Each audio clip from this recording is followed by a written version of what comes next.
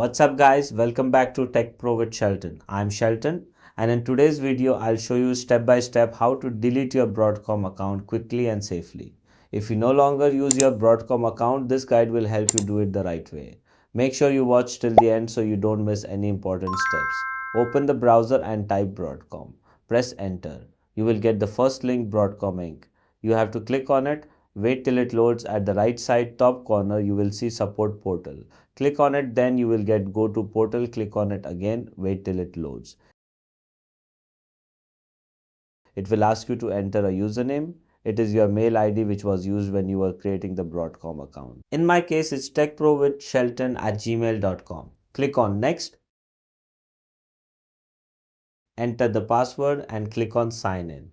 It will give you a welcome notification. Click on close. At the top right side corner of the screen, you will see your name. Click on it, then click on my profile.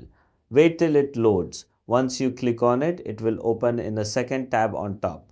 On the right side corner of the screen, you will see delete support profile in red color button. It will give you a prompt saying user account deletion confirmation. Are you sure you want to delete the profile? This action cannot be undone if you agree. Click on submit, wait till it loads, enter the captcha, click on next, then enter the OTP. You will receive on your email address. Click on verify and continue. It will give you a notification your support profile has been successfully deleted. Click on OK now. If you check, it will give you the welcome page again. Close it. You can click on login and it will load that page again. You can enter your email ID again. This is just a cross check. Press next, enter the password and it will say incorrect credentials. That's all guys. The account has been deleted successfully.